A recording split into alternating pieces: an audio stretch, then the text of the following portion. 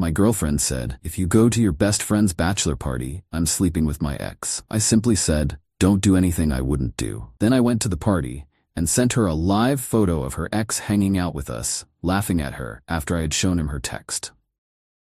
Christ on a unicycle, what a weekend. Never in my 29 years of mediocre decision-making did I expect to end up in Vegas with both my best friend and my girlfriend's ex, united in brotherhood over how batshit insane she turned out to be. Buckle up, Reddit. This one's a doozy. For context, I'm Dave, professional sound engineer, amateur beer snob, and until approximately 72 hours ago, boyfriend of Megan, 28. We'd been together for a little over a year, met through a dating app, bonded over indie music, and a shared hatred for superhero movies. The relationship was pretty solid, or so I thought. Megan is intense, smart as hell, gorgeous, and driven, but with the emotional subtlety of a chainsaw. When she's happy, the whole room feels it. When she's pissed, you'd rather be literally anywhere else. I found her passion exciting. My previous relationship was with the human equivalent of unseasoned chicken breast. But looking back, there were definitely some crimson banners I chose to ignore. For instance, she had this weird thing about her ex, Trevor. They dated for 2 years before me, and according to her, he was manipulative, emotionally unavailable, and probably a sociopath. Yet somehow his name came up constantly. Trevor got a promotion. Trevor bought a new car. Trevor was dating some basic bitch who was definitely a downgrade. I'd never met the guy, but based on Megan's stories, I pictured some unholy combination of Patrick Bateman and that douchebag who peaks in high school and still wears his varsity jacket at 30. She claimed they weren't in contact, but would occasionally hear things through mutual friends. I never pushed it because, well, we all have our baggage. Now to present day, my best friend since kindergarten, Alex, is getting married in 3 months. He asked me to be his best man, which meant organizing his bachelor party. Being a good friend and a terrible financial planner, I decided on a weekend in Vegas with our core group of guys. Booked everything 2 months in advance.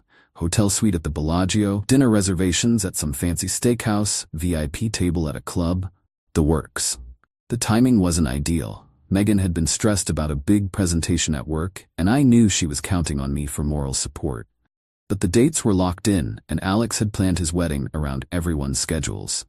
It was 3 days. She'd understand, right? Wrong. When I reminded Megan about the bachelor party, which, to be clear, she'd known about for months, she went ballistic. You're seriously leaving me alone the weekend before my presentation? She demanded. Like I'd announced plans to abandon her in the wilderness with nothing but a plastic fork. It's Alex's bachelor party, I explained, for what felt like the 50th time. I'm the best man. I literally can't skip it. Reschedule it. I can't reschedule an entire Vegas trip for 8 guys 2 weeks before we leave. Everything's paid for. So your bromance is more important than my career? That's what you're saying? And on it went. Every logical argument I made was twisted into me not caring about her, not respecting her work, not considering her feelings. The conversation devolved over several days, with periods of cold silence, punctuated by renewed arguments. 3 days before the trip, she hit me with the nuclear option. We were at her apartment. I was trying one last time to talk through the situation like adults when she casually dropped this bomb. Fine. You go to Vegas with your precious bros. But just so you know, I ran into Trevor last week, and he's been texting me. If you leave me alone this weekend, I'm calling him. And we both know what's going to happen. I stared at her, waiting for the punchline. It didn't come. Are you seriously threatening to cheat on me if I attend my best friend's bachelor party? She shrugged, examining her nails. I'm just letting you know what the consequences of your actions will be. That's actually insane, Megan. Is it? Or is it just me taking control of the situation you're forcing me into? I took a deep breath, counted to 10 in my head, and then heard myself say something I never expected. Don't do anything I wouldn't do. She looked up surprised. What? You heard me. I'm going to Vegas. If you want to sleep with Trevor, that's your choice. Just know that choices have consequences too. I grabbed my jacket and left before she could respond. Outside her building, I sat in my car for a good 20 minutes, trying to process what the hell had just happened. Did my girlfriend really just threaten to cheat on me as leverage? And did I really just call her bluff? This wasn't like me. I'm a conflict avoider by nature. The Dave of 6 months ago would have caved, canceled the trip, and resented both himself and Megan for it. But something in me had snapped. This wasn't just about a bachelor party anymore. This was about basic respect and emotional manipulation. And Trevor, this phantom ex who had been living rent-free in our relationship from day one. I was sick of it. My phone buzzed with a text from Megan. "I hope your trip is worth losing me over." I didn't respond. Instead, I did something that, in retrospect, was either brilliant or incredibly stupid. I looked up Trevor. It wasn't hard. I knew his last name, Williams, and where he worked, Goldman Sachs. From Megan's various rants. A quick LinkedIn search followed by some social media investigation, and I had a pretty good picture of the supposed sociopath. 30, finance guy, ran marathons, posted normal photos with friends and family. No obvious Patrick Bateman vibes. In fact, he seemed completely ordinary. We actually had a mutual connection. My cousin worked at the same firm in a different department. This explained why when I sent Trevor a message on Instagram, it didn't go to his request folder but appeared as a direct message. "Hey man, you don't know me, but I'm Megan's boyfriend. I think we should talk." To my surprise, he responded almost immediately. "Oh boy, what's she done now?" His response gave me pause. Not defensive, not aggressive, just warily knowing. I explained briefly that Megan had threatened to cheat on me with him, and he suggested meeting in person. We agreed to meet for a beer the next day. Trevor showed up at the brewery looking exactly like his photos. Tall, fit, dressed in that standard finance bro uniform of button-down and chinos. But his demeanor wasn't what I expected. There was no smugness, no underlying hostility, just a guy who seemed genuinely curious about why his ex's current boyfriend had summoned him. He was understandably cautious at first. "Look, before we get into this, how do I know you're not just another part of Megan's games? She sent friends to confront me before." I showed him the text exchanges from my phone, including her threat. His wariness visibly dropped. "That sounds like Megan," he sighed, then ordered us both another beer. "I'm guessing she's told you I'm basically Satan?" "I'll spare you the blow-by-blow, but here are the highlights." Trevor and Megan broke up because she cheated on him with her coworker. Her constant contact with Trevor wasn't through mutual friends. She'd been periodically texting, calling, and even showing up at his apartment unannounced for the past 2 years. The basic bitch downgrade he was dating? His sister's friend who he'd gone to one dinner with. He had screenshots of increasingly unhinged messages from Megan, including some from just last week when she coincidentally ran into him at a coffee shop and then followed up with an invitation to catch up properly. I sat there, beer forgotten, as the reality of my relationship rearranged itself in my head like a particularly disturbing kaleidoscope. Trevor wasn't the villain in this story. He was another victim. "I have all this documented because I actually tried to get a restraining order last year," he explained, showing me a folder on his phone with screenshots organized by date. "After she showed up at my parents' house during Thanksgiving, I went to the police. They basically laughed it off. Pretty girl, upset about a breakup, didn't seem dangerous. But they did advise me to keep records of everything, just in case." "She told me you were manipulative," I said weakly. "A sociopath." He laughed, but there was no humor in it. Classic projection. "Man, I tried to get a restraining order last year after she showed up at my parents' house during Thanksgiving. The cops basically laughed it off. Pretty girl, upset about a breakup, didn't seem dangerous. But she is, just not in the ways they look for." By the end of our 2-hour conversation, I felt like I'd been hit by a truck. Everything I thought I knew about my relationship was a lie, but weirdly, I also felt relieved, like I'd been walking around with a low-grade fever for a year and had finally identified the infection. As we were leaving, Trevor looked at me almost sympathetically. "So what are you going to do now?" And that's when I had my epiphany. "I'm going to Vegas for my best friend's bachelor party," I said, "and I'm wondering if you'd like to join us." His eyebrows shot up. "Are you serious?" "Deadly. Alex won't mind. We have space in the suite. One of the guys had to drop out last minute due to a work emergency, so we actually have an extra bed." And honestly, I feel like we both deserve a weekend of fun after dealing with Hurricane Megan." He hesitated, looking genuinely conflicted. "That's either the best or worst idea I've ever heard, but I'd need to check if I can even get the time off. And I'd want to pay my own way, of course. Obviously, just let me know by tonight if you can make it work." I texted Alex to explain the bizarre turn of events and ask if Trevor could join. Alex, being the legend that he is, responded with, "As long as he covers the dropped guy's share of the room, the more the merrier. This is already the best bachelor party story ever." Trevor texted me a few hours later. "Boss okayed the last-minute PTO. I'm in. Send me payment details for my share." The next day, we flew to Vegas, with Trevor meeting us at the airport, having booked a last-minute ticket. He was understandably a bit reserved at first, but Alex made a point of introducing him to everyone as Dave's surprise +1 with the best Megan stories. That broke the ice pretty effectively. Turns out, Trevor's actually a great guy, funny, generous, and incredibly cathartic to swap Megan stories with. By the second night, you'd think he'd been part of our friend group for years. On that second night, after several rounds of drinks and losing a collective fortune at the blackjack table, I finally decided to respond to Megan.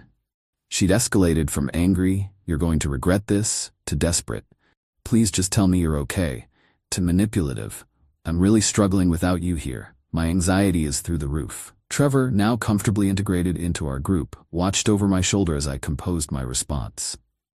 "Too formal," he critiqued. "She'll see right through that." "What do you suggest?" I asked. He thought for a moment, then grinned mischievously. "Take a group photo of all of us, but make sure I'm in it. Don't explain anything, just send it." The rest of the guys, now fully invested in the drama, gathered around. We posed at our VIP table, drinks in hand, Trevor front and center with his arm around my shoulder like we were long-lost brothers. "Wait," said Alex, "we need to make it clear this isn't just some random dude." That's when Alex's brother, Jake, had a stroke of genius. He grabbed a napkin and a pen from the bar and wrote "Team Trevor" in big letters, holding it up for the photo. We snapped several regular photos, including one with everyone laughing and pointing at the sign, and I sent the best one to Megan, along with the message, "Having a great time with my new friend. Turns out we have a lot in common." The response was immediate and spectacular. My phone exploded with incoming calls, which I declined. Then came the texts. "What the actual FCK? Is that Trevor? How dare you? This isn't funny, Dave. Why the FK is my ex at the bachelor party? And my personal favorite, did you talk to him about me? What did he say?" I showed the text to the group, and Trevor nearly fell off his chair laughing. "She always did care more about what people thought of her than anything else," he gasped between laughs. We decided to maintain radio silence and enjoy the rest of our evening. The next morning, I woke up to 37 missed calls and a War and Peace-length email from Megan that veered wildly between rage, confusion, and something approaching self-awareness. Midway through the day, Trevor's phone started blowing up too. Apparently Megan had moved on to harassing him directly. "She wants to know if we're sleeping together," he reported with a snort. Apparently, that's the only explanation her brain can come up with for why her ex and her current boyfriend would be hanging out. By the final night of the trip, Megan had gone full supernova. She'd called Alex's fiancé to warn her that the bachelor party had been hijacked by a manipulative sociopath. The fiancé, now fully briefed on the situation, had responded with, "Oh, I didn't realize you'd crashed the party too, Megan." Alex's fiancé had met Megan several times at group gatherings and had apparently never been a fan. Savage. We immediately inducted her into the anti-Megan alliance. The best part came when we were at dinner at the fancy steakhouse. Trevor got a text from his buddy Craig, who apparently had just been approached by Megan at a bar back home. "She's telling everyone you kidnapped me to Vegas," Trevor said, incredulous. "And that it's part of an elaborate revenge scheme you've been planning for months because you found out I was the one who got away from me." We laughed so hard the neighboring tables complained. I finally decided to call Megan the next morning before our flight home. I stepped onto the hotel balcony for privacy, but Trevor insisted on being there, in case she tries to twist what you say. "Fair enough," she answered on the first ring. "Have you lost your mind?" she hissed. Actually, I think I've finally found it, I replied calmly. We need to talk about Trevor. I can't believe you would do this to me. Do you have any idea how humiliating this is? Megan, you threatened to cheat on me with your ex if I went on this trip, but here's the funny thing. When I actually met Trevor and heard his side of the story, I realized that you've been lying to me our entire relationship. Silence. He showed me the messages, Megan. All of them, including the ones from Valentine's Day and last week. More silence than a small voice. He's manipulating you, that's what he does. No, that's what you do. And I'm done. We're done. Because of him? You're choosing him over me? I'm choosing me, actually. For the first time in our relationship, Trevor just helped me see what I should have seen months ago. You're making a huge mistake. You're going to regret this. The only thing I regret is not ending things when you first tried to manipulate me. Don't contact me again. I hung up, feeling lighter than I had in months. Trevor, who'd heard everything, gave me a solemn nod. Welcome to the other side, man. It gets better from here. And somehow, that bizarre moment of solidarity with my girlfriend's ex was one of the most validating experiences of my life. We flew home that afternoon, exchanging contact info and genuine promises to stay in touch. The bachelor party that I'd feared would end my relationship had indeed done so. Just not in the way anyone could have predicted. Megan tried a few more manipulation tactics over the next couple of days. Showing up at my apartment in tears, she had a key because she used to water my plants when I traveled for work, telling mutual friends I had a psychotic break, even sending me a lengthy email about how she'd always sensed I was secretly gay for Trevor. Yeah, that old chestnut. I changed my locks immediately and maintained no contact other than a brief text asking her to leave my things in a box with my building's doorman. It's been 2 weeks now, and the dust is starting to settle. Alex's wedding is still 3 months away, and Trevor will be attending as my guest, purely as friends, despite Megan's creative theories circulating in our social circle. The most unexpected outcome of this whole fiasco? Trevor introduced me to a woman he's been casually seeing, Elise. She's cool as hell, works as an audio engineer for a rival studio, and has already hooked me up with some potential new clients. They're not super serious yet, only been on a handful of dates, but they have great chemistry. Sometimes the most unlikely situations lead to the best connections, and sometimes it takes teaming up with your girlfriend's evil ex to realize that the real villain was sleeping in your bed all along. Life. Man, what a trip. Edit, holy crap, this blew up overnight. Can't respond to everything, but some common questions. Yes, Trevor and I are genuinely friends now. We grab beers every couple weeks and text regularly. There's a unique bond that forms when you've both survived the same natural disaster. No, I had no suspicions about Megan's version of events before this. She was very convincing.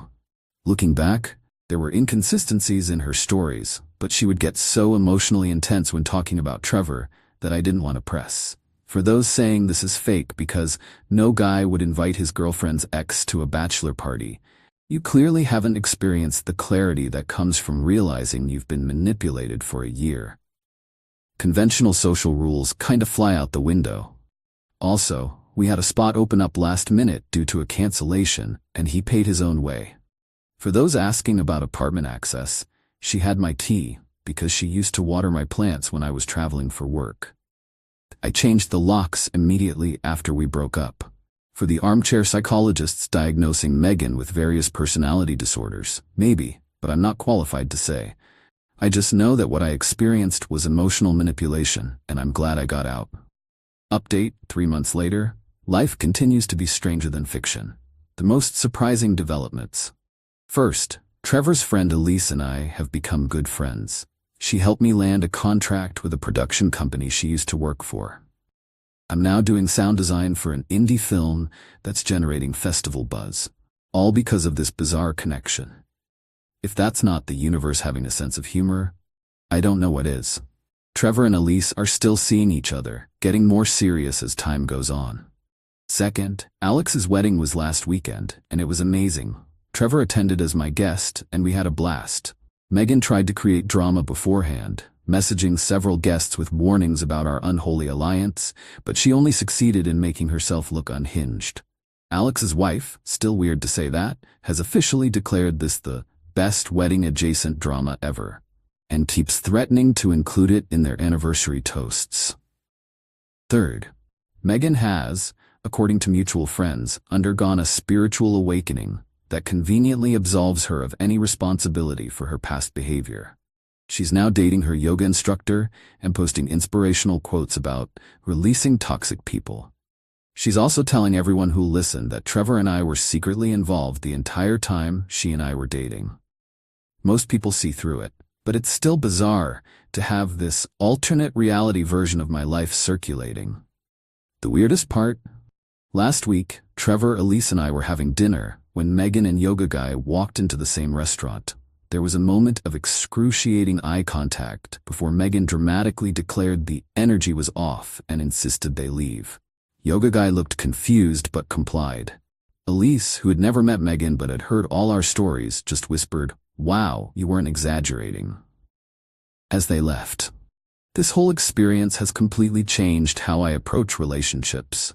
I'm currently single by choice, focusing on my career and rebuilding the friendships I'd neglected during the Megan era. When I do start dating again, I've got a much clearer sense of boundaries and red flags.